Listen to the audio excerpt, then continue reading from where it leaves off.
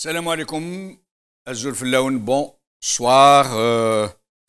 La deuxième partie de notre émission sur la communauté maghrébine dans le Temascan, entre intégration et assimilation. Je suis tenté de dire entre intégration et discrimination. Et pour en parler, j'ai le plaisir de recevoir Bouchra Azzouz, réalisatrice, essayiste, présidente fondatrice des ateliers du féminisme populaire, ici en France, à Paris, je présume. Bouchra Azzouz, merci d'être des nôtres. Merci pour l'invitation. Vous pourriez nous dire deux mots sur les essais que vous avez réalisés et les documentaires, je crois aussi, ou des films? Oui, tout mon travail en fait est lié. Il consiste en fait à proposer une relecture de l'histoire au féminin pluriel et de l'histoire à la fois du pays, de la nation et en même temps des quartiers populaires. Donc voilà, je tisse en permanence ces deux liens, histoire de l'immigration, histoire des quartiers populaires, et essayer de voir au travers de 3-4 générations comment justement se fait ce processus à la fois d'intégration, mais comment ce processus-là, il est intimement et intrinsèquement lié à une dynamique d'émancipation qui est spécifique aux femmes. Et votre association, c'est une fondation ou une association, atelier du féminisme populaire? En fait, tout part de mes engagements féministes. Et donc, j'ai fondé cette association qui s'appelle les Ateliers du féminisme populaire et qui porte une pensée qui est la pensée du féminisme populaire et qui postule en fait qu'il y a dans notre histoire de l'immigration, portée déjà par nos mères et par nos grands-mères, très certainement de l'autre côté de la Méditerranée, mais en tous les cas par nos mères qui arrivent dans ces quartiers populaires, une conscience de lutte pour leur émancipation, et que ces luttes-là qui ne se sont pas objectivées dans des études, dans des manifestes, c'est un féminisme du quotidien, un féminisme pragmatique, un féminisme d'urgence, j'aime à dire aussi un féminisme à l'arrache, mais c'est un féminisme qui existe et sur lequel des générations de femmes dans les quartiers populaires se sont bâties. Et pour moi, c'était très important de poser en fait cette histoire du féminisme au travers d'essais, et en même temps de films, parce que les films sont beaucoup plus accessibles au grand public. Très bien. Alors, je rappelle que vous êtes d'origine marocaine. Tout à fait. Voilà. Alors, Sanhaja Akrouf, militante politique ACDA, agir pour le changement et la démocratie en Algérie. Sanhaja, merci d'être là. Merci à vous, merci de m'inviter. Sanhaja est très connue dans cette émission, militante, hérakiste, d'origine algérienne, elle. Très à gauche, hein, très à gauche. Je suis algérienne, mais pas seulement d'origine. Ah, comme quoi, hein, c'est très bien, ça, nous allons en parler tout à l'heure. À côté de vous, donc, Idir Ounoren, analyste politique, très présent dans cette émission. Idir, merci d'être des nôtres. C'est moi qui vous remercie de m'accueillir encore une fois et je salue vos invités et toutes celles et ceux qui nous regardent. Et Brahim Younsi, analyste politique, cadre du MDA de 82 à 88, comme il nous a demandé de le préciser à chaque fois. Brahim Younsi, merci d'être là. Je ne vais pas répéter ce que je vous ai dit là-dessus. Voilà. Merci de m'inviter de nouveau. Merci. Je salue notre invité. Nous le rencontrons pour la première fois. Bienvenue. Merci. Bienvenue. Et puis je salue mes camarades. Ah ben, c'est très bien. Je suis heureux d'en retrouver un. Ah ben voilà. Alors, nous allons faire un petit tour de micro sur une notion. Sommes-nous une communauté, enfin je parle des gens d'origine maghrébine, est-ce que nous pouvons parler de communauté maghrébine? Est-ce une communauté? Pouvons-nous le dire sans que cela n'ait une quelconque connotation péjorative, négative? C'est à moi que vous posez la question. Oui, d'abord. oui, on va faire un tour de micro. On a pour habitude de donner la parole à... En tout cas, quand on parle de cette immigration maghrébine post-coloniale, oui, on a commencé à parler d'une communauté maghrébine, une communauté parce qu'elle était confrontée à des problématiques qui étaient des problématiques administratives, des problématiques sociales, des problématiques liées ensuite à l'évolution pendant ces 40 dernières années des quartiers populaires. Mais est-ce qu'on peut dire qu'on est une communauté dans le sens d'une communauté organisée qui se fédère pour revendiquer des droits, etc. Ne serait-ce que pour se protéger contre la stigmatisation, par exemple, entre autres. Ben, je ne sais pas, en fait, moi, dans ma construction, personnellement, si vous voulez, quand on pose ce sujet-là, ça ne me renvoie pas à une construction, justement, au sein d'une communauté et d'organiser cette communauté. Et d'ailleurs, moi, ma génération, qui se rattache à cette... j'allais dire, cette marche pour l'égalité contre le racisme de 1983, et qui a donné en 84 le titre de séjour de 10 ans, qui a été déjà une première. On ne s'est pas du tout construit dans l'idée qu'on était une communauté à part, et bien au contraire. Tout notre engagement politique a été de dire « nous faisons partie de cette nation ». Et à aucun moment... De la communauté nationale. De la communauté nationale. Et d'ailleurs, la première revendication qui acte politiquement cette génération d'enfants issus de cette immigration, eh ben, elle a marché pour l'égalité contre le racisme. Elle ne s'est pas appelée Beurre, elle ne s'est pas appelée la marche des Arabes ou des Algériens et des Marocains pour l'égalité. Non, elle a juste revendiqué son droit à une citoyenneté pleine et entière. Donc je ne crois pas que... historiquement, on se soit construit dans l'idée d'une appartenance communautaire en marge de la société et qui revendique des droits. Ça, c'est un autre sujet. Le discours politique désigne cette communauté, si je peux dire, en tant que communauté. Pour être stigmatisé, pour être... Nous allons écouter un ex-président de la République qui a dit quelque chose il y a assez longtemps et qui va nous donner une idée de ce que je suis en train de dire. Comment voulez-vous que le travailleur français qui habite à la Goutte d'Or, où je me promenais avec Alain Juppé la semaine dernière, il y a 3 ou 4 jours, et qui travaille avec sa femme, et qui ensemble gagne environ 15 000 francs, et qui voit sur le palier à côté de son HLM entasser une famille avec un père de famille, 3 ou 4 épouses et une vingtaine de gosses, et qui gagne 50 000 francs de prestations sociales sans naturellement travailler. Si vous ajoutez à cela le bruit et l'odeur, eh bien, le travailleur français sur le palier, il devient fou. Il devient fou. C'est comme ça. Et il faut le comprendre. Et si vous y étiez, vous auriez la même réaction. Et ce n'est pas être raciste que de dire cela. Brahim Younsi, ce n'est pas être raciste que de dire cela. Là, il parle d'une communauté. Hein. Il ne désigne pas une personne en particulier. Il parle de certains quartiers, de certaines mœurs, de polygamie, de profitage sur la sécurité sociale et les aides sociales. Et en même temps, on leur interdit, on leur dénie le droit eux-mêmes de se désigner comme communauté. Voilà. C'est qu'il y a une espèce de contradiction. De schizophrénie même. Ben oui, c'est schizophrène, effectivement. Mais peut-être pour aller jusqu'à cette notion de séparatisme. D'une certaine manière. Mais nous reviendrons, je pense, sur la question de l'intégration et de l'assimilation. Oui. Et vous avez bien fait de parler de discrimination. C'est vrai que tout part de 83, de la marche de 83. C'est là où la communauté maghrébine, essentiellement, émerge. Et d'ailleurs, elle comparait la France à un mélange. Vous vous souvenez? Une mobilette. Une mobilette qui avait besoin de mélange pour circuler, pour aller plus loin. Il n'y avait que des Maghrébins dans cette marche. Il n'y avait que les Maghrébins. Il n'y avait pas des Français d'autres origines. Non, il y avait des Français, disons, ce qu'on appelle les Français de souche. Oui.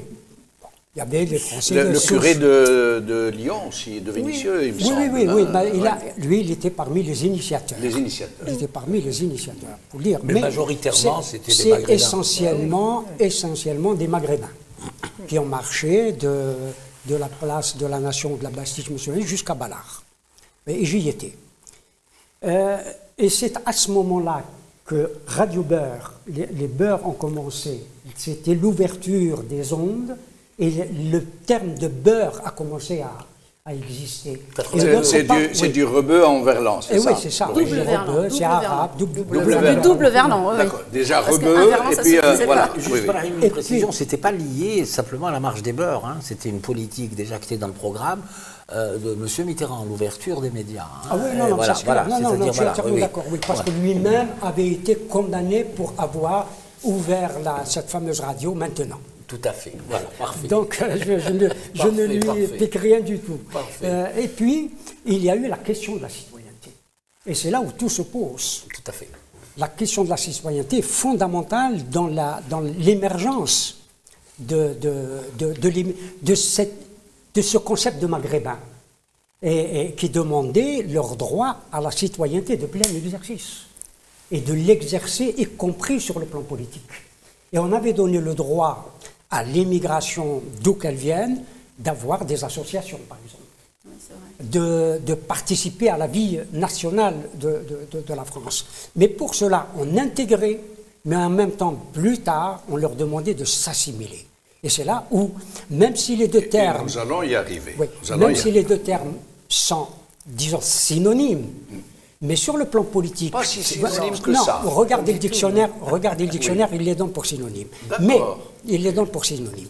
Mais, sur le plan politique, voire juridique, il y a une différence de sens. Sanhaja. En fait, moi, je reviens à la première question. C'est intéressant qu'il y ait quelqu'un qui est né ici. Moi, enfin, je pense que toi aussi, on est arrivé dans les années 90. C'est une autre histoire. C'est une autre histoire parce que nous, le sens maghrébin est très... Enfin, on va se mettre d'accord chez les militants, parce que je parle les militants qui ont fui la répression sous Hassan II, les militants tunisiens qui ont fui Bourguiba et par la suite Ben Ali, et les Algériens militants. Nous, on fait communauté maghrébine. Les Algériens militants qui ont fui le régime algérien. Le régime algérien, que ça soit sous Boumedienne, une petite... sous Ben Bella aussi. Oui, et une grande partie dans les années 90. Donc, pour dire que nous, on fait communauté pour la simple raison qu'on part du principe, on se bat pour le Grand Maghreb. Donc ici, c'était plus facile de le faire, et on se connaît, on a les mêmes codes. Par exemple, moi je donne un exemple, quand il y a eu le soulèvement en Tunisie contre Ben Ali, j'ai présidé des meetings. Et un jour, je présidais un meeting algérien, une Tunisienne qui me dit « Mais ils n'ont personne en Algérie pour présider leur meeting ». Et c'est là où je lui dis « C'est moi qui présidais le meeting tunisien ». Et donc, c'est pour dire que le sens maghrébin est très, très important pour nous, militants. Et d'ailleurs, nous essayons, c'est pas facile, de jouer un rôle pour apaiser cette haine entre Marocains et Algériens qui prend une ampleur scandaleuse.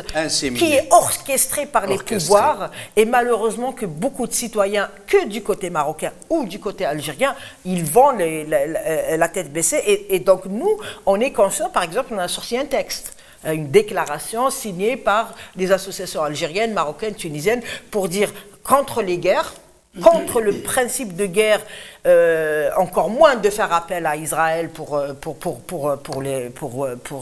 faire la guerre aux voisins. On est contre, on est un seul peuple, il y a des divergences, on est pour l'ouverture des frontières, et on est surtout de l'échange prioritaire entre maghrébins. Vous imaginez... Mais pourquoi maghrébins? Pourquoi il n'y a que ces trois pays quasiment, Maroc, Algérie, Tunisie, et en excluant d'autres communautés d'immigration Pourquoi sont-ils très liés, ces trois communautés? Mais parce que sur le plan géographique, on est plus proche, effectivement, que... Une continuité territoriale. Peut-être aussi une même histoire d'immigration. C'est quand même la France qui a mis les frontières et qui a divisé un peuple. Hein. Donc, on est un seul peuple, on a une seule langue, que ça soit Tamazight, même qu'il y a différence entre les Chelhi, le Kabyle, le Chaoui, etc. Moi, je préférerais dire arabo-berbère.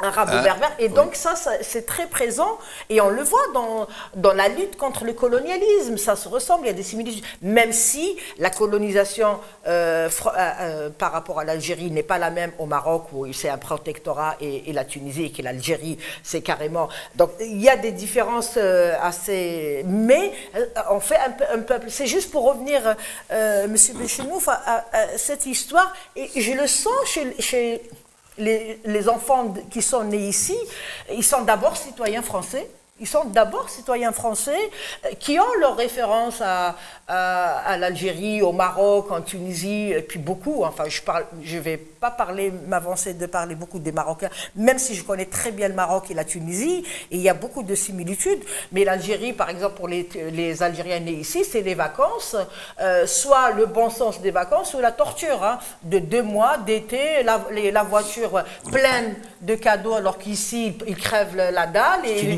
et les vacances pour ramener. Donc voilà, et ça, vous le partagez entre vous, les trois, j'ai envie de dire, les 3 pays. Donc juste pour résumer, nous, ça fait sens, la communauté maghrébine, effectivement. Et d'ailleurs, juste, demain et après-demain, il y a le congrès de la TMF, Association des travailleurs, au départ qui s'appelait Association des travailleurs marocains de France, aujourd'hui qui s'appelle Association des travailleurs maghrébins. D'où l'importance de... Et donc, il y a des Algériens qui sont dedans, quelques Tunisiens, et beaucoup d'Algériens. La lettre M a changé de... Elle s'est élargie aux autres pays. Je salue d'ailleurs les travaux des camarades de la TMF qui font un très très bon travail dans l'immigration. Oui, par rapport à cette question, vous me la rappelez s'il vous plaît, parce que est-ce que nous sommes une communauté, ces 3 pays en France? Est-ce que c'est une communauté juste pour quand il est question de la stigmatiser? Et pourquoi cette communauté ne parvient-elle pas à s'organiser, ne serait-ce que pour se défendre, pour pouvoir voter, pouvoir lancer des consignes de vote éventuellement, même si dans une communauté, il peut y avoir plusieurs tendances, plusieurs groupes politiques, etc. Oui. Moi, je voudrais revenir sur cette histoire de communauté maghrébine. Moi, je suis en France que depuis 4 ans, donc j'ai toujours vécu en Algérie, donc par rapport à ça, je ne suis pas immergé à l'intérieur des vrais problèmes entre les différentes communautés ou dans le cadre d'un rassemblement éventuel. Ce que je veux dire par là, ça renvoie au concept même de la nation française, qui est complètement différent du concept anglo-saxon où on tolère le multiculturalisme. Pour preuve, vous l'avez écrit sur un de vos posts où je n'étais pas d'accord avec vous, je tiens à vous le dire, c'est que le maire de Londres, par exemple, est pakistanais, le nouveau Premier ministre est d'origine indienne. Oui. L'un est musulman, l'autre hindouiste. Oui. C'est l'exemple parfait d'une évolution. Le multiculturalisme a ses défauts, a ses contraintes. Moi, souvent, sur votre plateau, j'ai dit, est-ce qu'il ne serait pas temps pour diminuer un peu la tension du peuple algérien et des différentes communautés, d'appeler à multiculturalisme quelque part, pour diminuer les tensions. Mais là n'est pas la question. Juste un pardon. Je m'excuse. Moi, j'adore vous interrompre juste pour vous faire rager. Non, pas du tout. Vous savez que Alors, à Londres, où j'ai travaillé quelques années, moi, la chose qui m'a frappé quand... parler de multiculturalisme, c'est qu'à mon entrée à Londres, le jour même où j'étais arrivé, j'ai rencontré 2 femmes en hijab. Le même jour, au même moment, une policière et une douanière. Tout à fait. En hijab, et ça m'a... Donc, représenter... Ça m'a impressionné. C'est très important ce que vous dites, une douanière et une policière. C'est des domaines régaliens. Alors vous imaginez jusqu'où ça va. Oui, le domaine régalien, c'est quelque chose qu'on ne peut pas externaliser pour une entreprise privée. En règle générale, c'est comme ça. Peu importe. Pour revenir ici en France à cette communauté, il faut dire aussi qu'il y a des enjeux de politique intérieure française. Ils sont énormes. Ils sont énormes par rapport à la communauté maghrébine, on va dire en règle générale. Et surinfectée aujourd'hui par une islamophobie un peu rampante. C'est Par contre, pour les communautés, vous savez, on va parler d'intégration, on va parler d'assimilation. Moi, l'assimilation, je vais vous dire une chose. Pour moi, oui, non, c'est juste pour dire une chose. Pas. Parce que ce côté-là, j'ai un peu lu dessus, un peu travaillé dessus. Moi, pour moi, il n'y a pas plus. Ça renvoie à une expression coloniale. L'assimilation. Oui, l'assimilation. Oui. Non, mais on y reviendra probablement. Mais ce qu'il y a à dire la communauté en règle générale, est-ce qu'elle s'exclut d'elle-même ou est-ce qu'on ne lui a pas demandé de s'intégrer, on va dire, dans l'espace? C'est un problème de nation. La nation française, elle est bâtie en règle générale sur un modèle qui est différent du modèle anglo-saxon. Comme dirait Renan et Ibrahim Bella, la nation était un plébiscite de tous les jours. J'aime pas Maurras, monsieur Benchenouf, et vous le savez bien. Mais la définition de Maurras qui dit que la nation... Maurras, dont il faut rappeler qu'il est l'un des fondateurs de l'extrême droite, royalisme, peu importe, Barès et compagnie. Ce qu'il y a lieu de dire, c'est que Maurras a dit une phrase, moi, qui me séduit.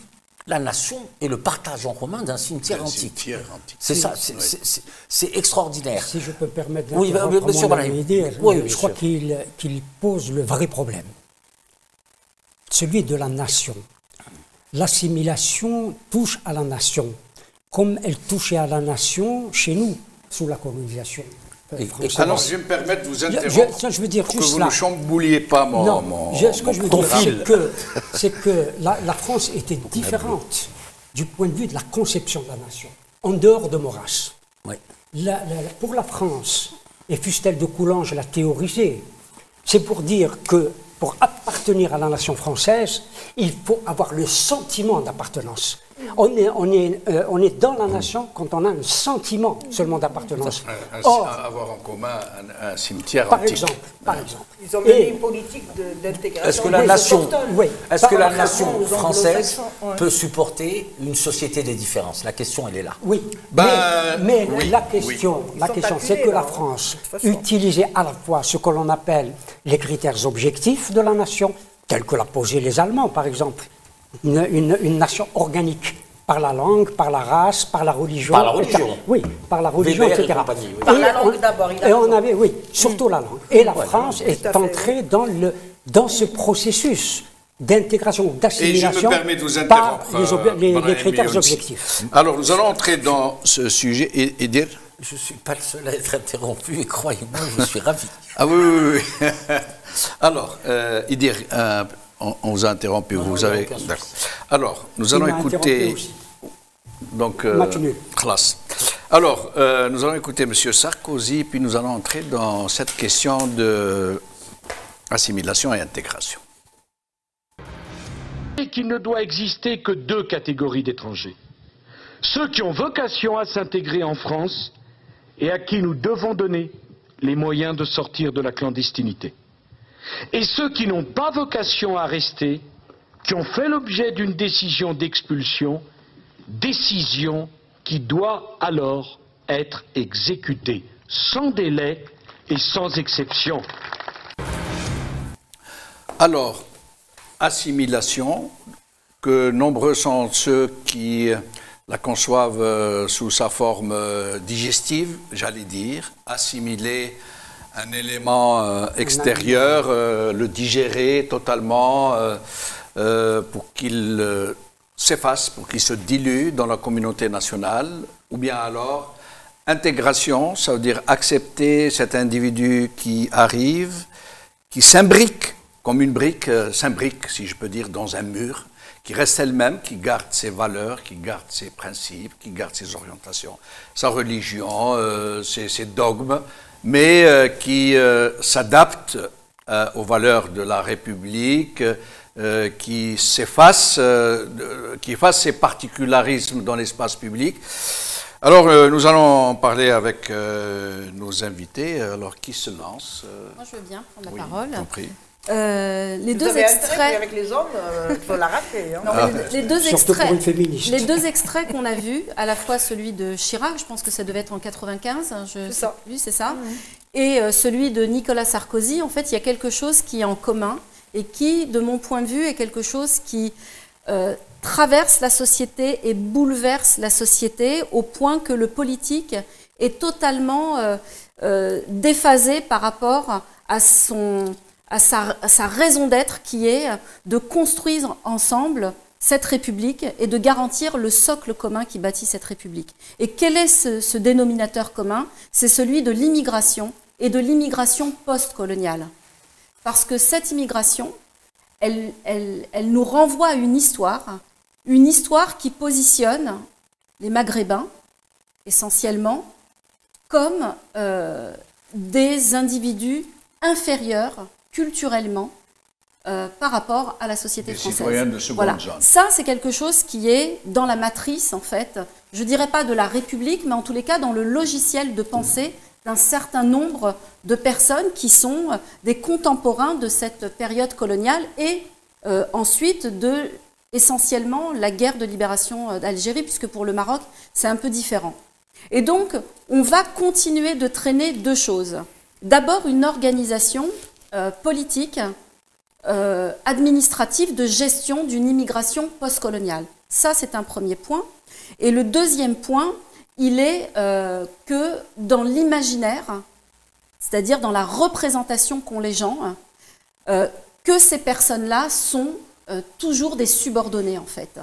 Et quand nous arrivons, notre génération, qui est la première génération à naître en France après la guerre d'indépendance d'Algérie, nous allons poser des problèmes, et c'est-à-dire que nous allons imposer une rupture dans une logique qui est une logique à la fois structurelle et de cet imaginaire. Et c'est ça qu'il va falloir bouleverser. Et la problématique, c'est-à-dire le sujet de votre émission, est-ce qu'intégration et assimilation, on ne peut déjà répondre à cette question qu'en posant la problématique de base, parce qu'après on peut comparer à l'Angleterre, on peut comparer aux États-Unis. Moi, j'ai essayé de structurer une pensée d'un féminisme populaire qui n'est pas, j'allais dire, d'obédience nord-atlantique ou du modèle anglo-saxon. C'est-à-dire qu'on a une histoire propre en France et nous avons tout intérêt, nous qui sommes percutés par ces questions-là, de construire, sur la base de nos réalités sociales et politiques, une pensée qui illustre et qui traduit en fait des dynamiques qui sont des dynamiques d'émancipation et donc des dynamiques d'intégration dans la société française. Notre immigration, elle n'est pas le problème de la France. Or, la politique française, elle répond aussi à des logiques tacticiennes, je dirais, politiciennes et politiciennes, de cette polarité gauche-droite qui n'existe plus aujourd'hui, mais à notre époque, c'était deux polarités extrêmement fortes, avec aussi un duel entre le Parti communiste et le Parti socialiste. Donc ça, il faut en avoir conscience. Et quelle a été la variable d'ajustement, la variable qui permettait de cristalliser le débat pour bien marquer cette opposition entre la gauche et la droite? Ça a été l'immigration. Et on a fabriqué... je ne veux pas dire qu'on a fabriqué l'extrême droite, parce que l'extrême droite, c'est 72, la création du Front National, et qui est dans la droite ligne de l'OAS, et donc de cette Algérie française qu'une partie de la population n'a pas digéré, mais quand même, en avançant, quand on tire le fil de cette histoire de l'extrême droite en France, eh bien, elle va se focaliser sur l'immigration. Et quand vous vous rappelez les campagnes de l'époque, 3 millions de chômeurs, 3 millions d'immigrés, 4 millions de chômeurs, 4 millions d'immigrés, etc., etc. Donc, nous, notre drame, c'est pas tellement notre histoire et notre histoire, nous, dans notre construction par rapport à cette République dans laquelle on croit, mais c'est plutôt comment on arrive à organiser notre lutte quand on fait face au poids du politique qui n'a de cesse et qui a le pouvoir médiatique, contrairement à notre petit pouvoir d'organisation locale, qui a le pouvoir politique et qui nous écrase dans cette machine et qui veut faire croire à la société française que,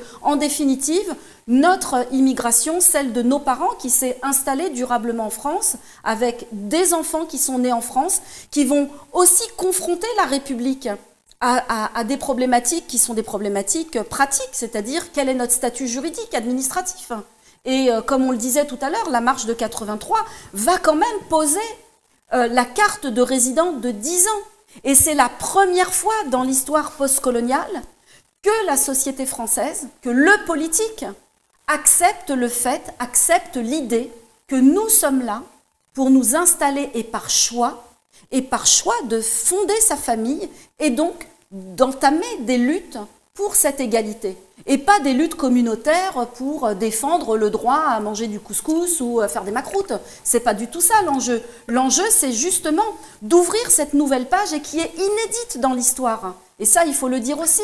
C'est comment vous fondez ce principe d'égalité dans la phase de cette histoire, dans la séquence de cette histoire qui est le post-colonialisme. Bien, voilà. Alors je vais rajouter un petit grain de sel dans tout ce que vous venez de dire et qui est très intéressant et qui entre donc dans ce cadre intégration-assimilation et dire Sanhaja et l'islam dans tout ça, qui est un peu le ciment. Il est tardif, l'islam, il arrive plus tard, attention. Oui, mais moi, je pense que c'est très intéressant de pas... Parce que notre grand drame, c'est qu'on a tout amalgamé.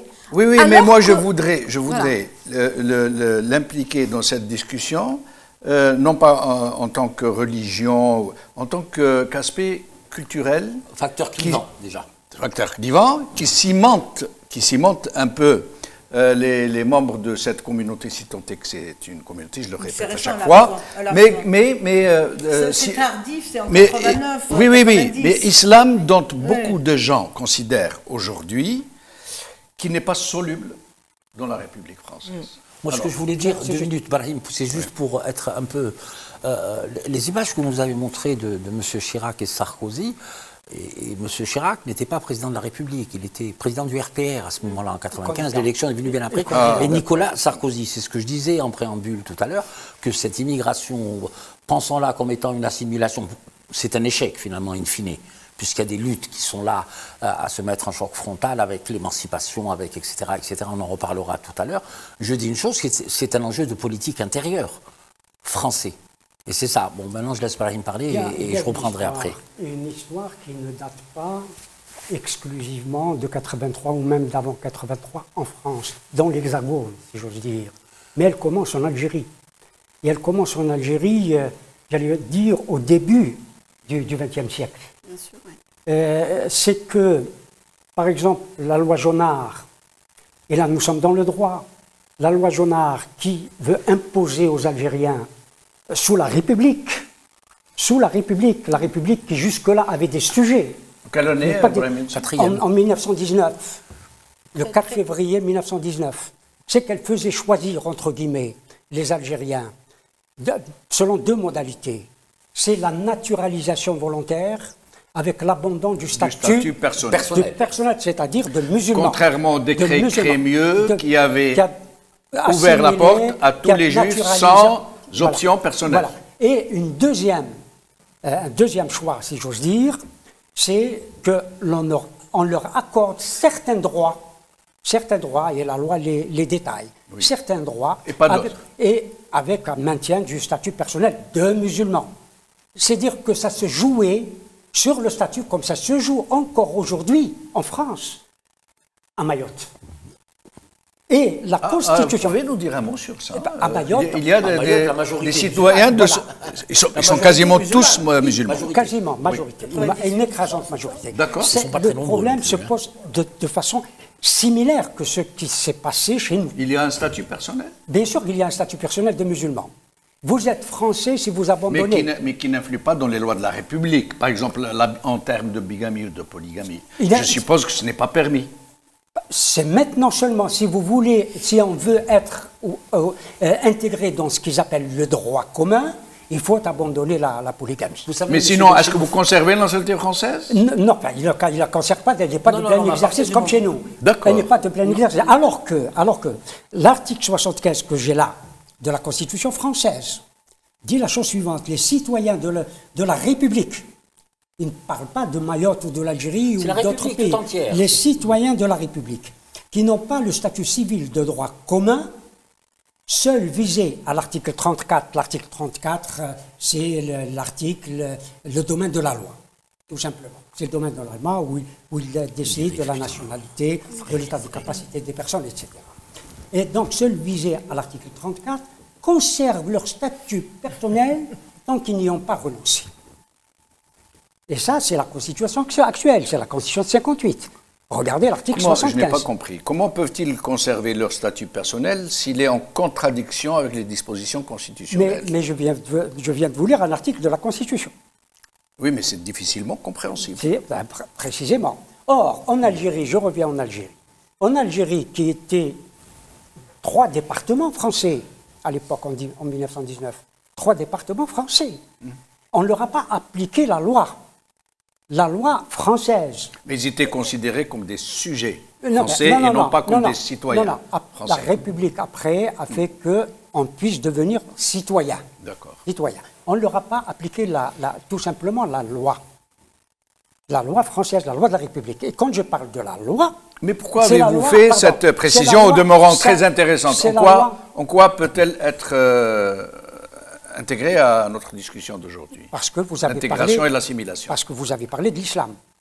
Ah, vous avez parlé de l'islam. Oui. Si vous voulez devenir français, abandonnez votre statut personnel de musulman. Donc ça, c'est dans le cadre. Moi, je ne suis pas d'accord, Brahim Younsi. On ne demande pas aux gens d'abandonner leur statut personnel de musulmans, mais d'abandonner certaines dispositions culturelles. Oui, mais je crois que c'est aller un peu fort de dire, si vous voulez être français à part entière, abandonnez votre... Écoutez, pourquoi la loi de la République, celle de 1905, de la séparation des cultes et de l'État, n'a pas été appliquée à l'Algérie, aux 3 départements algériens? Quelle en est la raison? Parce qu'ils n'étaient pas citoyens français. Non. C'était des sujets vous appliquez qui avaient un statut personnel. Moi, j'ai l'impression qu'on... Enfin, je ne sais pas comment les spectateurs ils vont suivre le fil de la logique de notre Oui, c'est pour ça que j'ai demandé à Brahim Younsi de nous dire en quoi... Non, mais je comprends très bien que, et c'est ce que j'ai dit, c'est-à-dire que tout part effectivement de l'Algérie et du traitement des Algériens, alors que l'Algérie est un département français. Qu'est-ce qui pose problème aujourd'hui? Voilà. En 2022, qu'est-ce qui pose problème? Quel est le critère qui pose problème? Par rapport à quoi? Par rapport à l'intégration ou à l'assimilation. Qu'est-ce qui pose problème? C'est la question de l'islam. C'est la question de l'islam qui est posée. Mais moi, je ne dirais pas que c'est la question de l'islam. Enfin, pardon, Bouchra, moi c'est pour ça que tout à l'heure, j'ai voulu compléter ce que vous aviez dit, pour mettre ce grain de sel, si je peux dire, dans la discussion, parce que ce qui distingue cette communauté, comme vient de le dire Brahim Younsi, ce qui la distingue le plus, que les gens, que ses membres en soient pratiquants ou non, c'est ce ciment de l'islam qui les unit, en plus de l'appartenance d'origine géographique, c'est-à-dire le Maghreb, mais il y a surtout l'islam qui cimente l'appartenance à cette communauté entre ses membres. Est-ce que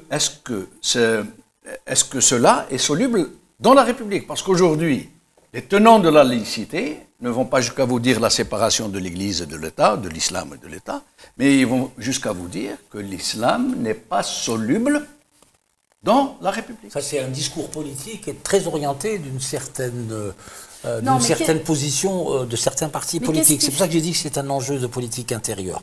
Moi, je pense que la question de l'islam, elle doit être abordée d'abord, comme étant la loi de 1905. Qu'est-ce qu'elle dit? La séparation de l'Église et de l'État. D'accord, c'est ça. Et n'oubliez pas que vous êtes un territoire français, je veux dire. Donc, si vous êtes citoyen français, moi je ne suis pas citoyen français, je suis algérien, j'ai qu'une seule nationalité, c'est celle-là, et je suis fier de la porter. Quand vous êtes citoyen français, vous avez des lois. Vous avez des lois, vous êtes obligé de vous fondre dans ce qu'on vous offre. Vous avez des limites, c'est tout ça. Et c'est pour ça que je dis que le débat de l'islam, ici en France, qui est instrumentalisé pour des raisons politiciennes, comme a dit madame, c'est vrai que c'est un enjeu, mais se pose aussi dans le cadre de la nation française. Est-ce que la religion fait partie d'une identité ou pas? Est-ce que nous, en tant que... Enfin, moi je dis personnellement, en tant que musulman, est-ce que l'islam fait partie de mon identité ou pas? Ou est-ce que l'islam est un choix personnel? C'est toutes ces questions qu'on... Mais même sur l'autre... sur l'autre trottoir. Sur l'autre trottoir, on parle sans complexe de civilisation judéo-chrétienne. Oui. Sans pour autant être pratiquant, sans pour autant... Mais c'est un socle culturel, c'est une fondation de l'identité. Si je peux me permettre, c'est juste sur les partis que pose, sur les partis dont tu as parlé. Bon, tu visais les partis de droite et d'extrême droite, d'une certaine manière. Mais vous avez aussi, je ne vais pas dire des partis, mais des hommes politiques de gauche, voire d'extrême gauche, je cite Jean-Pierre Chevènement, qui demandaient aux musulmans de changer leur prénom. Donc ça s'est passé avant Zemmour. Oui. Ben oui, c'est dire qu'il y a une espèce de consensus, sur cette question. À demander aux gens d'effacer leur identité première. Moi, je pense d'abord la question de l'islam s'est posée tardivement. Je veux dire, notre amie qui a vécu ici, qui a été actrice, ça se posait pas quand on qui a été réalisatrice.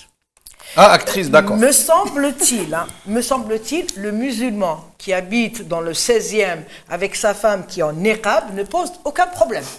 Parce qu'elle habite dans le 16e, ils ont toute l'école privée, la voiture privée, etc. Donc c'est pour dire que la question de l'islam, elle est instrumentalisée. Et elle est politisée. Donc, ce n'est pas la religion en tant que telle, comme le judaïsme. Le musulman saoudien ne pose pas de problème, ni les Qataris, ni rien. C'est les jeunes qui habitent dans la banlieue, c'est les mamans qui habitent dans les quartiers populaires, et c'est surtout le fait que ça devienne une force importante dans la société française aussi.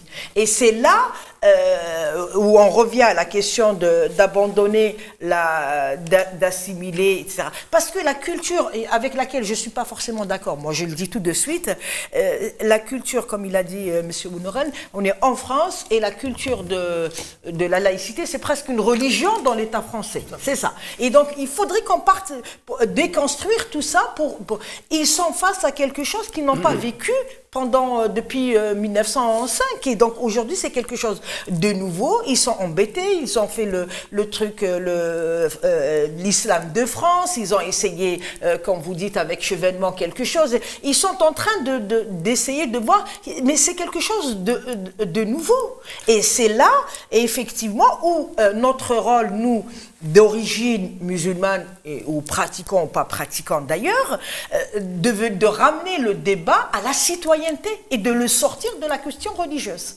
Parce que ce n'est pas une question religieuse, c'est une question de citoyenneté, et on veut que... Éminemment politique. Complètement.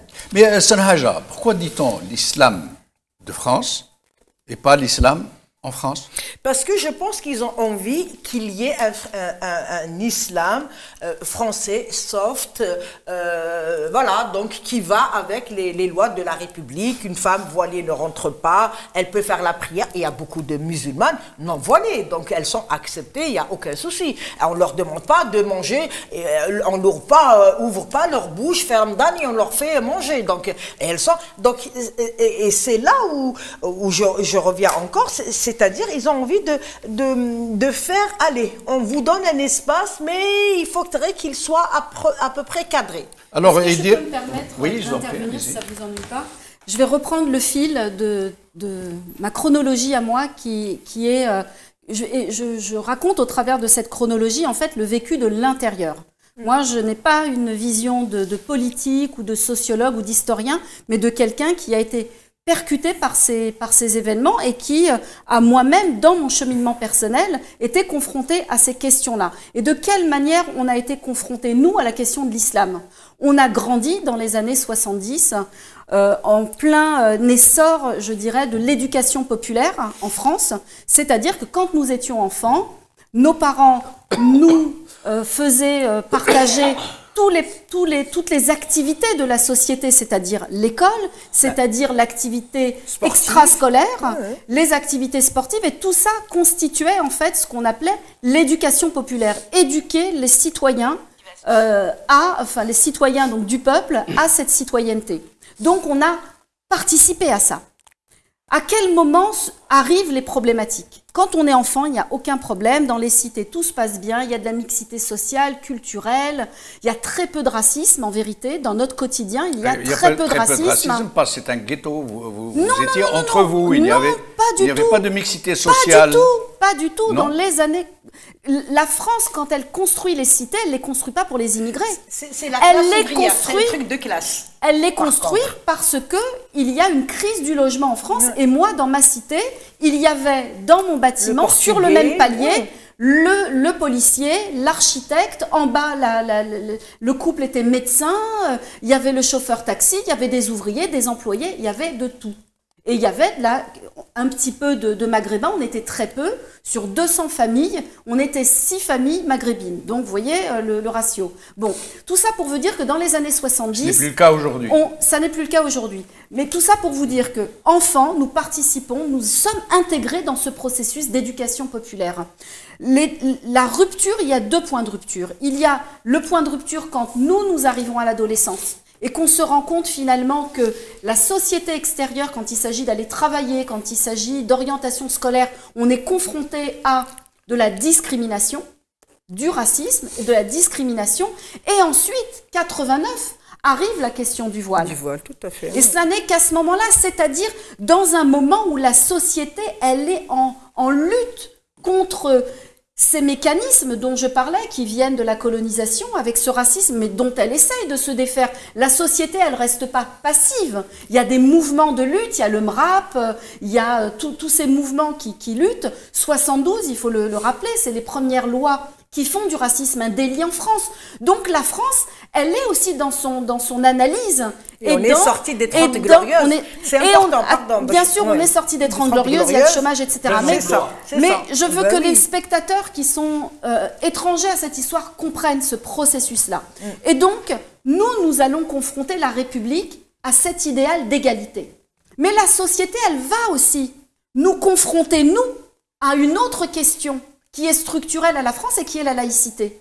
Donc nous, on les bouscule, on leur dit « oui, vous êtes racistes », ils font des lois, il y a des choses qui se mettent en place, mais de l'autre côté, nous, l'islam radical commence à arriver, l'islam wahhabite, c'est pas l'islam de nos parents, on n'était pas athées, nos parents étaient musulmans, ils faisaient la prière, on ne mangeait pas de porc à l'école, mais ça s'arrêtait là. Il n'y avait pas de revendication plus que ça, et personne n'a jamais rien dit du fait que nos parents faisaient le ramadan, la prière, tout cela ne posait pas de problème. Mais 89, l'émergence du voile islamique, pas du voile de nos mamans, du hijab islamique, là commence à faire intrusion. Et donc, les voiles de vos mamans n'étaient pas portés sur la voie publique, il faut le rappeler. Si, elles portaient, mais très rarement, franchement, les femmes... Il n'y avait pas de voile traditionnel dans les rues de France. Non. On l'enlevait à l'avion ou dans le bateau. Moi, je m'en rappelle très bien. Oui, bien sûr. Vous avez parlé du... beaucoup plus âgé que vous, je haïk. me rappelle que le haïk ou l'amleya, ou le voile traditionnel, ils l'enlevaient à l'avion, dans l'avion. Mais en tout cas, voilà, 89 commence à arriver. Donc, il y a 2 processus dans la société. Il y a un premier processus qui est où, il faut le rappeler quand même, la marche de 83, et vous y étiez, c'est des centaines de milliers de personnes qui sont dans la rue. Et c'est la France qui sort. Oui. Des centaines de milliers, c'est pas rien. Donc ça veut dire quand même que la société française, elle dit aussi, mais nous sommes contre ce qui est en train de se passer. Une et partie donc, de la société française. Une partie, mais quand même, ça dénote quand même un mouvement qu'on ne peut pas... Alors, il dit... à partir de cette... Il y a quelque chose qui aussi émerge et apparaît à ce moment-là.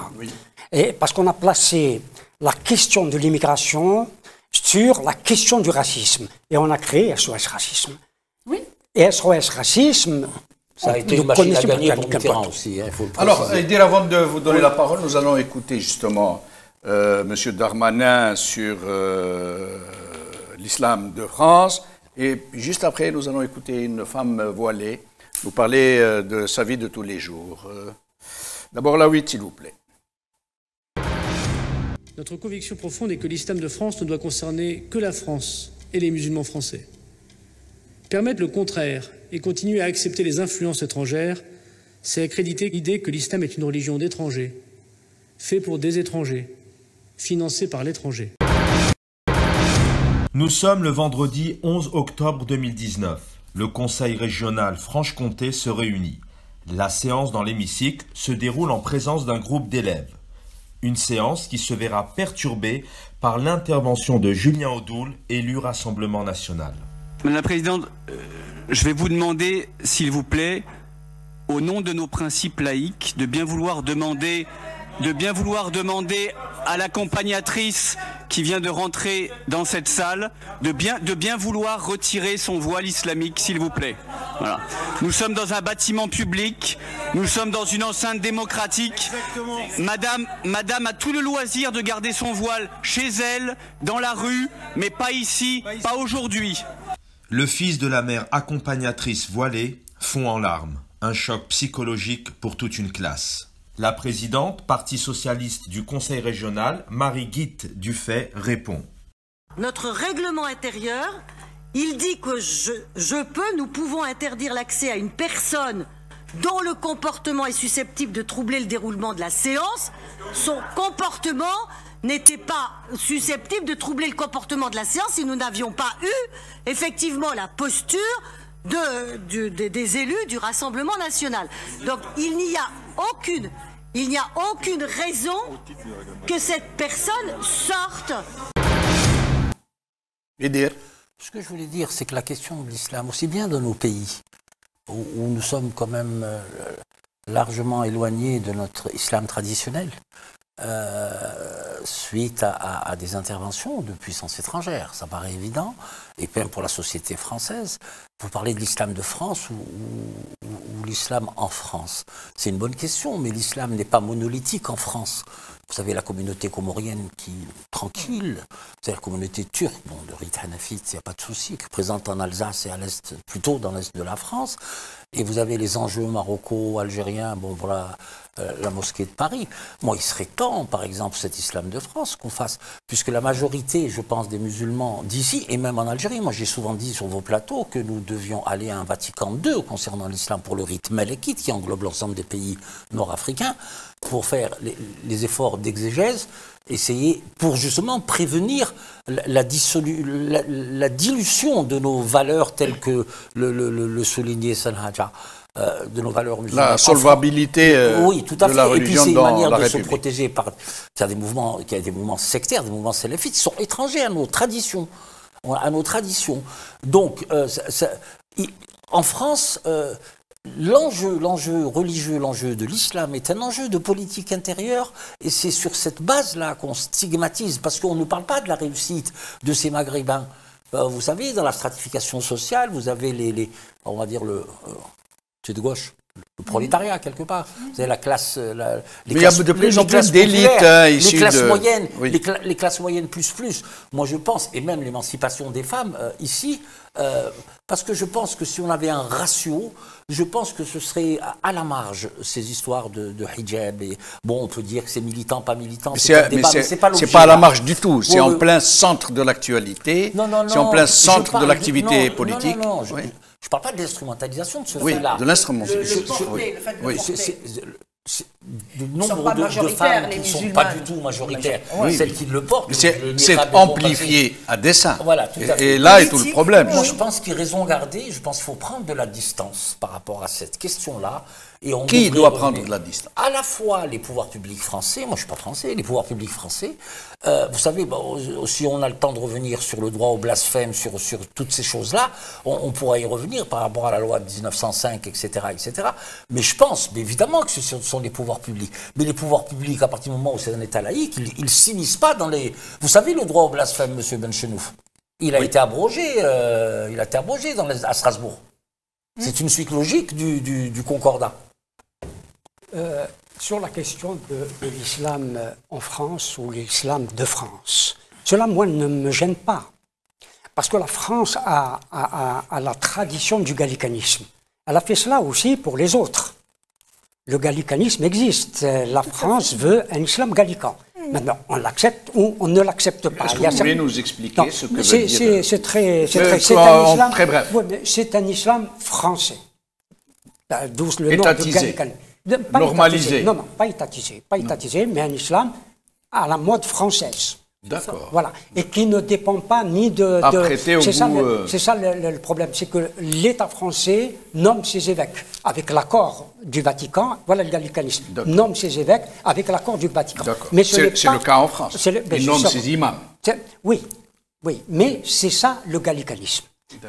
Mais n'intervient ni mais est-ce que ce n'est pas une contradiction que un État qui veut comme fondement central de son identité profonde la laïcité, qui est donc la séparation de l'Église et de l'État, et qui dans le même temps nomme les imams, les choisit, les sélectionne, les forme. C'est pas les noms, monsieur Benchemou. Il les forme. Et c'est justement ça. Il les finance.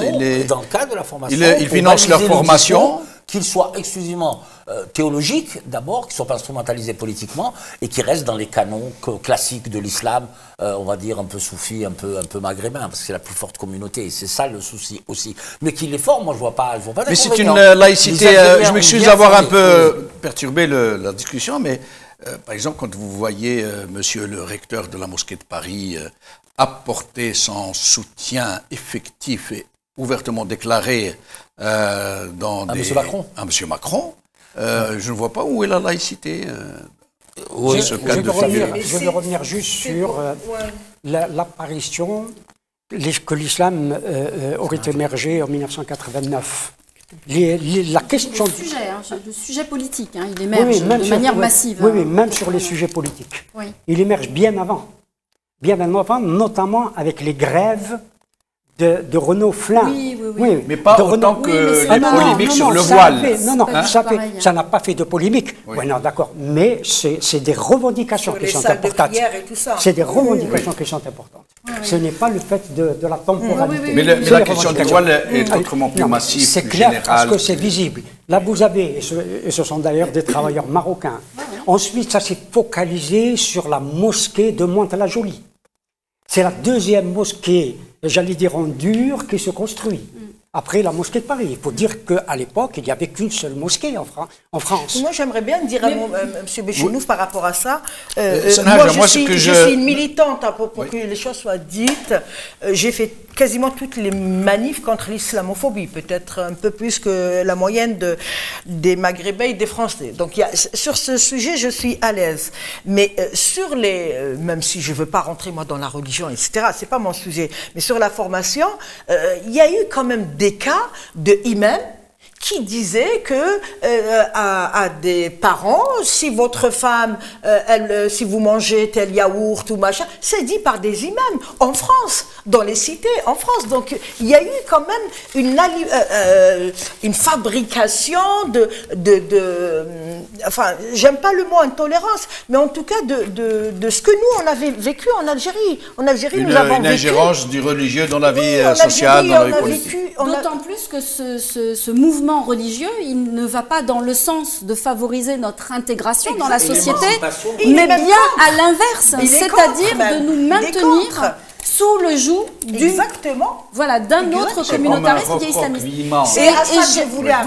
Et de ce point de vue-là, moi, je ne partage pas justement ce terme d'islamophobie parce que ce qui est critiqué et qui pose problème aujourd'hui dans la société française, c'est pas notre islam traditionnel, c'est un islam qui est bien particulier, qui est extrêmement radical. C'est pour ça que certains parlent d'islamistophobie plutôt que d'islamophobie, c'est des petites nuances. Non, mais Bouchon a raison, c'est du racisme. C'est du racisme anti-arabe, anti-noir. Effectivement, on va trouver la femme voilée comme dans ce cas-là, et on en fait tout un truc. Mais la réalité du débat ici, c'est ce refus de l'émigrer, parce qu'il est d'origine noire, ou il y a tout le fantasme encore qu'on égorge le mouton dans la baignoire, etc.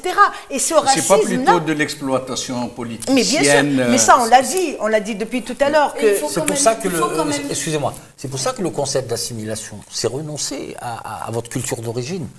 Et c'est pour ça que ça revient à la mode. C'est pour ça que j'ai dit que le concept d'assimilation, moi je l'assimile, guillemets, au produit de l'ordre colonial. Ibrahim l'a évoqué à un moment ou à un autre. Tout à fait. C'est de ce côté-là qu'il faut regarder. Je parlerai plus d'intégration, parce que je pense que c'est la thématique du sujet, là on a un peu dérivé. On parlerait d'intégration et comment on intègre, quels sont les 5 piliers d'intégration globaux, etc., etc. La dynamique d'intégration. Et pourquoi il y a eu échec?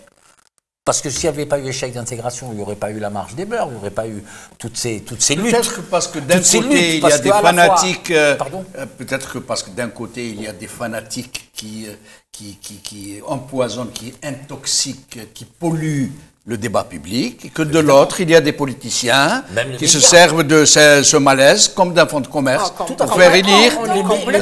Les médias complètement. Les médias, et surtout, d'ailleurs, nous allons parler des médias, mais avant, j'aimerais vous faire voir, mes chers amis, un aspect des choses qui est très curieux, qui porte un nom, qui s'appelle M. Chelroumi. C'est un imam de France, très couvé par les autorités, les plus hautes autorités françaises, qui a table dressée sur les meilleurs plateaux de la télévision française. J'aimerais qu'on puisse faire un tour de micro, non pas pour parler de M. Chelroumi en tant que personne, mais de cette propension des pouvoirs publics de stimuler la visibilité de ce genre de personnage qui, quitte à encourir le risque d'un procès, qui est une véritable, ce monsieur, et j'assume personnellement, qui est une véritable caricature de l'imam de France. Écoutons M. Chelroumi. J'ai un beau chapitre et thème, il parle France Akbar. Oui, ça provoque un peu, mais c'est la réalité. Oui, on dit plus Allahu Akbar, ce serait France Akbar. France Akbar. Oui, elle est grande cette République, elle est grande. Elle donne la place à Chelroumi. C'est quand même incroyable. Pourquoi les autorités françaises, pourquoi le pouvoir politique, pourquoi les médias, qui n'en sont pas moins un pouvoir avéré, stimulent-ils une telle visibilité d'un tel personnage qui blesse profondément la sensibilité? Qu'est-ce qui gêne en fait avec M. Chelroumi? Est-ce que c'est parce qu'il a un accent quand il parle français? Non, non. Ou est-ce que c'est sur le contenu de ce qu'il dit? Ça ne vous choque pas d'entendre un monsieur dire, il ne faut pas dire seulement Allah Akbar, il faut dire France Akbar? Non, mais je pense que c'est une manière de provoquer aussi un petit peu. Mais d'abord, moi, ce que je voulais dire tout à l'heure, et après on reviendra sur ce sujet, c'est qu'il faut aussi que nos auditeurs ils sachent qu'en France, il y a des mosquées cathédrales un peu partout. Donc, quand on parle d'islamophobie, les Français ne comprennent pas. Ils ne comprennent pas. Ils se disent, mais attendez, pourquoi est-ce qu'on nous fait un procès en islamophobie alors que on construit des mosquées partout, on essaye d'organiser cet islam pour essayer de faire en sorte qu'il y ait un islam qui soit en phase avec les valeurs de la République. Mais la vraie question qu'il faut se poser, c'est est-ce qu'il y avait besoin, dans le contexte dans lequel ce débat émerge et ses positions politiques et ses propositions, de gérer cet islam de France, est-ce qu'il y avait besoin d'une régulation ou pas? Et moi, je pense que oui. C'est-à-dire que... Le fait qu'il y ait des mosquées, qu'il y ait des lieux de prière, pour vous, ça signifie tout simplement qu'il n'y a pas d'islamophobie ambiante? Je ne dis pas ça. Je ne dis pas qu'il n'y a pas. Je dis que pour la population française, qui prend le périphérique et qui voit Porte de Bagnolet, une immense mosquée, vous allez à Sevran, immense mosquée, les gens ne comprennent pas. Ils sont de bonne intention, c'est-à-dire qu'ils se disent oui, il faut que les musulmans... est-ce que cela signifie qu'il n'y a pas d'islamophobie ambiante? Est-ce qu'il n'y a pas du racisme islamophobe? Je ne parle pas de l'islamistophobie, hein, le fait d'avoir peur de l'islamisme. Je parle de l'islamophobie. Le fait d'interdire à des femmes de porter le voile, non pas dans l'espace public, mais quasiment dans la rue, même si la rue aussi est un espace public. Vous pensez que ce n'est pas de l'islamophobie? Non, je dis pas qu'il n'y a pas un problème et un sujet sur la place de l'islam en France. Ça, c'est certain. Mais de l'autre côté, moi, je suis musulmane et pratiquante, et je me pose la question, mais ça, c'est un long chemin. Je veux dire, on vient quand même d'un temps qui n'est pas si loin, où nos parents ont vécu dans leur pays d'origine sous protectorat ou sous colonisation avec...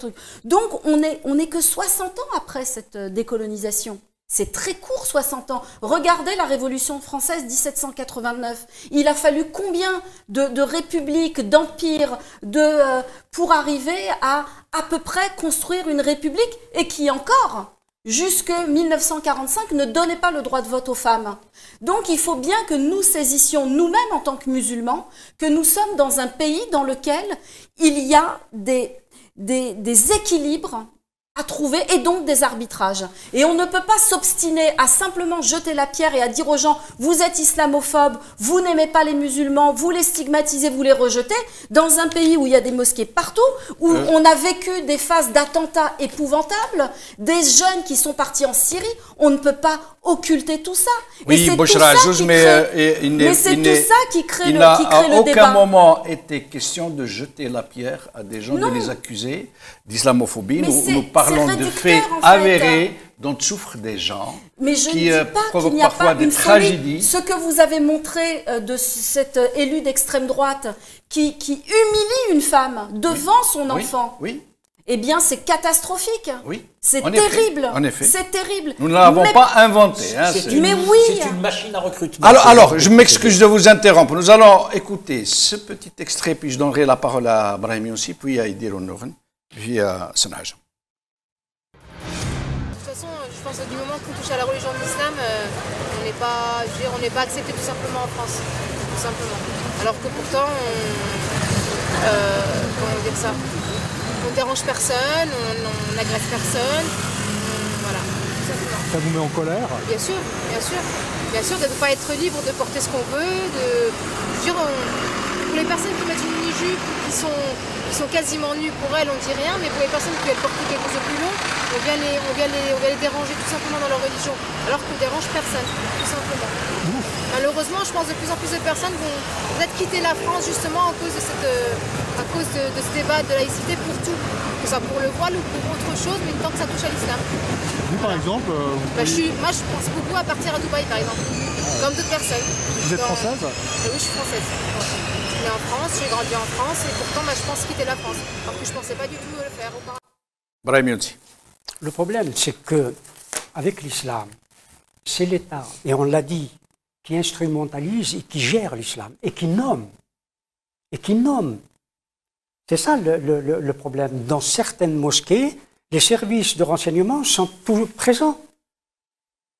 C'est-à-dire que l'islam est quelque chose on croirait qu'il est étranger à cet espace. C'est la raison pour laquelle j'ai évoqué ce qui s'est passé en Algérie et ce qui se passe encore aujourd'hui aux Comores, par exemple. C'est que l'islam est présent dans cette société. Je vais une digression. Je vais être stalinien un petit moment. Et j'aime bien ce que Staline dit sur la question de la nation. Et il introduit la vie économique, lorsqu'on participe à la vie économique. Et Dieu sait que l'émigration, quelqu'un il y a longtemps a dit que c'était une chance de la France. Sur le plan économique, l'immigration a reconstruit, a participé à la reconstruction de la France pendant les 30 Glorieuses. C'est dire que cette émigration a acquis bien des droits qu'on ne lui reconnaît pas. C'est important de le dire. Et quant à l'islamophobie... Elle a acquis des droits qu'on ne lui reconnaît pas, je n'ai pas compris. Il y a énormément de choses qui ne leur sont pas reconnues. C'est-à-dire? Pas mal de choses, vous les devenez, y compris l'action politique, l'exercice du politique. Les étrangers n'ont pas le droit de le faire. Non, mais je vous le dis. Bah non, je vous le dis. Qu'ils ne le prennent pas. Je le dis. Regardez le nombre d'élus, de députés. Non, ça c'est. Je parle des étrangers. Vous parlez du droit je ne suis pas français. On leur a accordé le droit de s'associer à un moment donné. Même ce droit est quelque part remis en question. Je dirais aussi une certaine forme de ghettoisation, de discrimination à l'emploi, de discrimination au logement. D'ailleurs, aujourd'hui, curieusement, on dit les quartiers. On ne dit même plus les quartiers d'immigrés. Les quartiers, c'est devenu un terme générique. La stigmatisation est omniprésente. Nous ne pouvons pas la nier. Il y a un racisme... je vais vous donner la parole. Mais il y a un racisme, mais pas ambiant, visible, qui crève c'est très visible. Donc je ne pense pas que Brahim Youssi est exagéré en disant... Je vais redevenir stalinien un moment aussi. Ouais. Staline, dans sa définition de la nation, parle du même psychisme. C'est dire que c'est avoir la même psychologie, le même psychisme pour appartenir à une nation. Non, c'est ça. Oui, la question, parce que c'est parti dans tous les sens, là.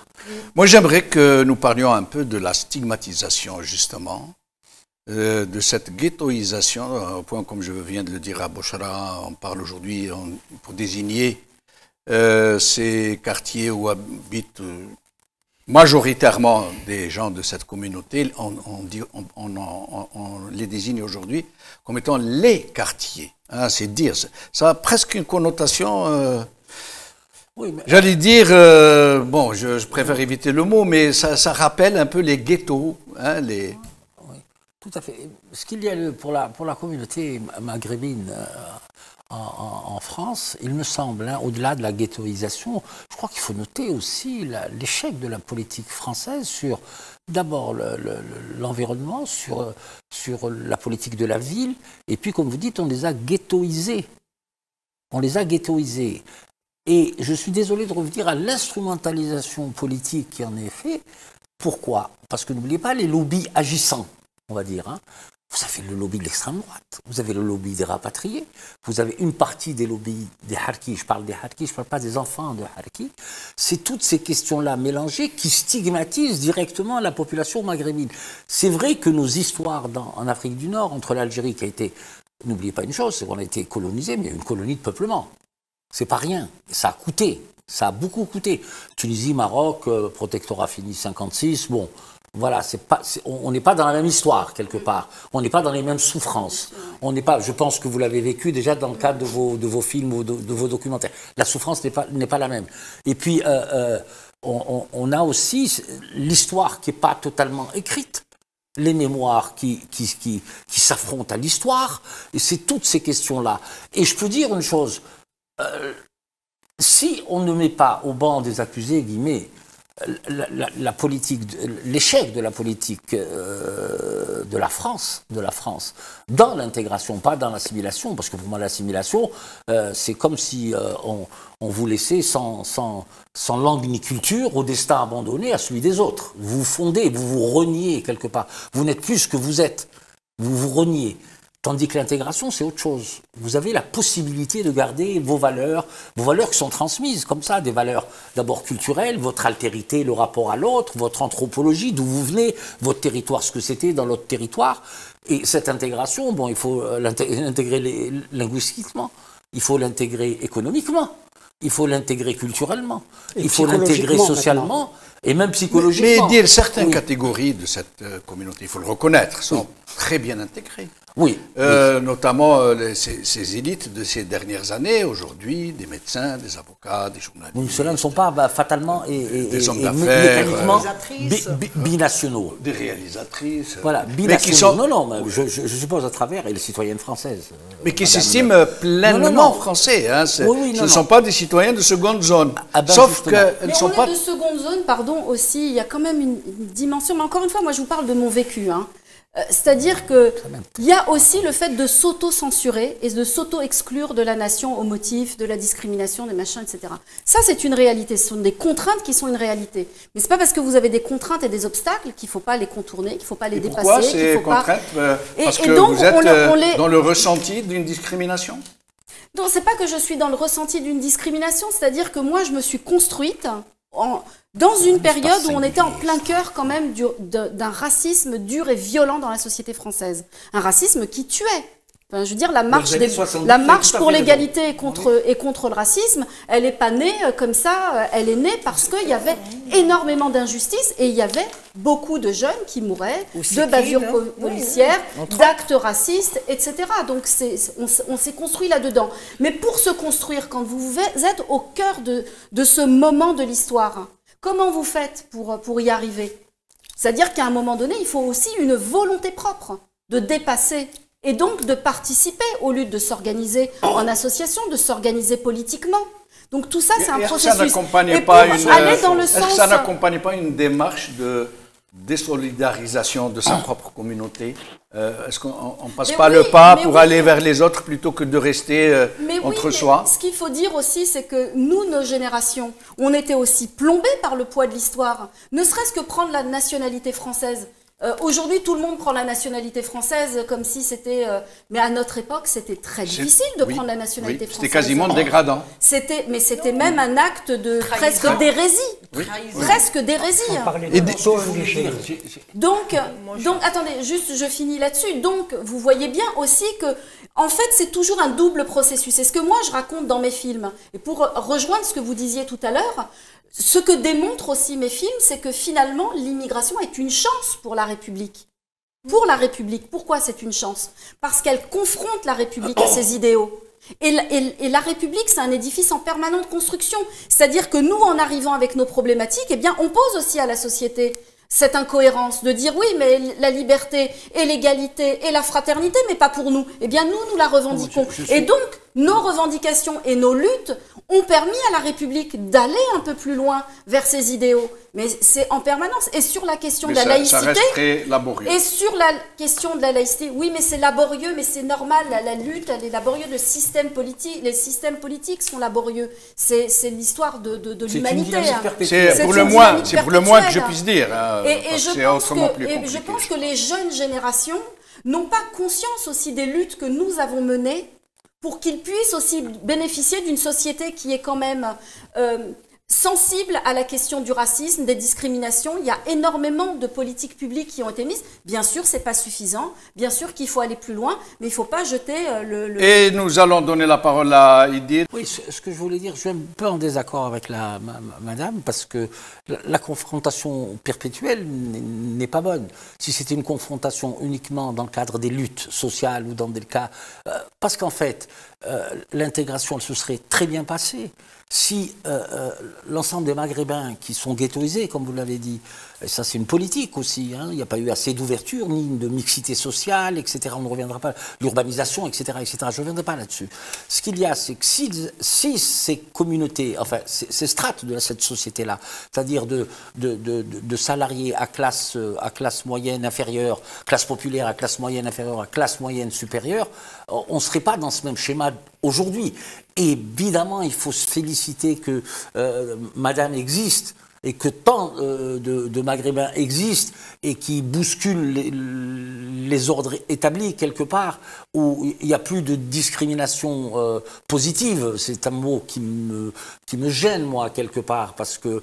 Dedans, il y a le mot discrimination, de toutes les façons. Oui, une espèce de méritocratie vers quelqu'un qui avance et qui se sent complètement citoyenne française, ou du moins respecte les lois de la République. Et comme l'a dit Brahim, je pense, et tu sais très bien que moi, pour mon pays, je souhaite une seule chose, c'est qu'on ait un nouveau pacte, un socle de valeurs, un pacte d'union nationale autour de la citoyenneté, uniquement autour de la citoyenneté, et ça pourrait nous laisser émerger vers un avenir plus radieux, plus serein et moins clivant.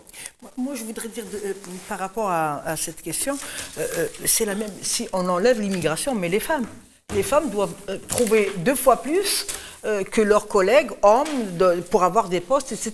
Donc, chaque fois qu'il y a une communauté qui n'est pas, on va dire, n'est pas considérée comme celle qui détient le pouvoir, elle se bat pour... c'est le cas, vous parlez aux féministes, elles vont vous dire ça. Elles ont dû se battre 2 fois plus. Donc une maghrébine, elle a 2 obstacles, celui d'être maghrébine et celui d'être femme. Alors musulmane, femme et maghrébine, ça fait beaucoup. Et donc il faut... C'est vrai, c'est une réalité, c'est pas... autre chose, moi. L'intégration ne se fait pas comme ailleurs. C'est quand même des gens qui viennent d'anciennes colonies. On n'est pas au Canada, on n'est pas dans un truc où les gens sont partis par choix, etc. Donc forcément... Voilà, donc forcément le rapport, le regard qu'on avait à Mohamed, combien même il est médecin, il s'appelle Mohamed et il vient des colonies. Donc c'est tout ça que l'histoire, que la France doit digérer.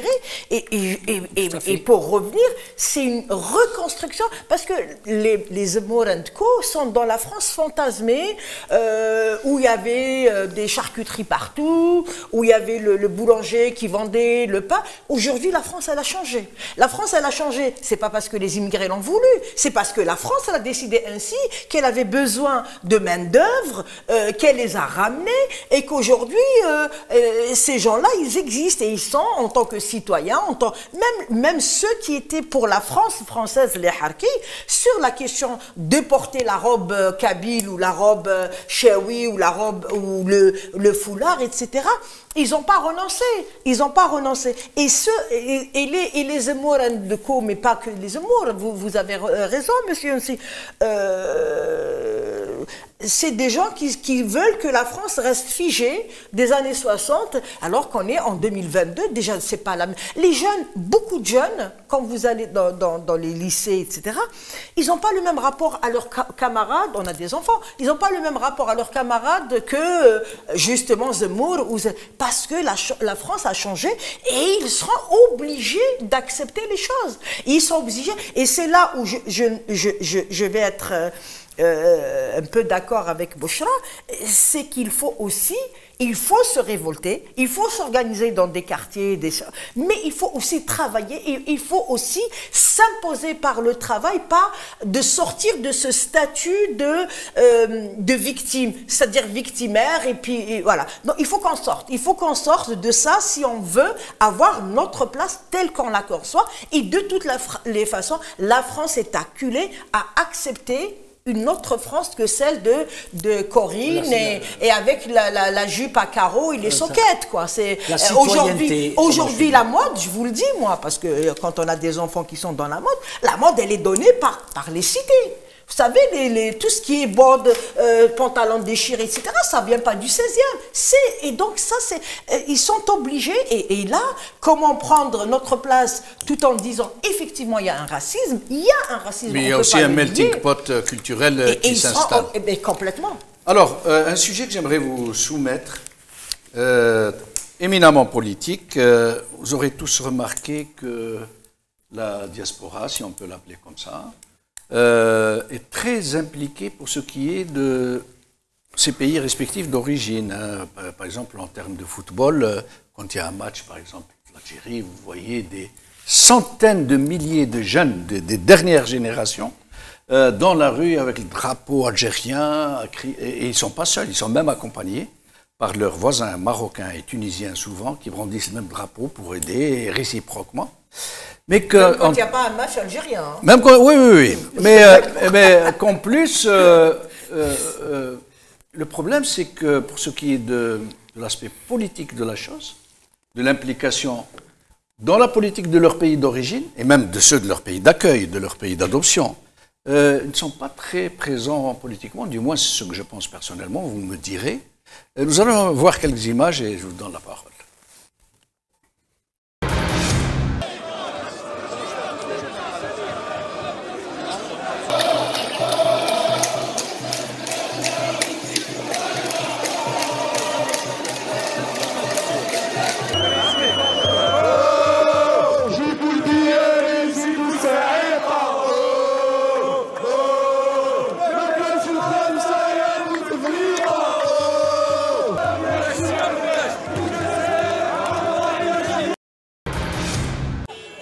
Un peu plus de 23 heures à Paris, l'Algérie vient de se qualifier pour la finale de la CAN dans les toutes dernières minutes du match.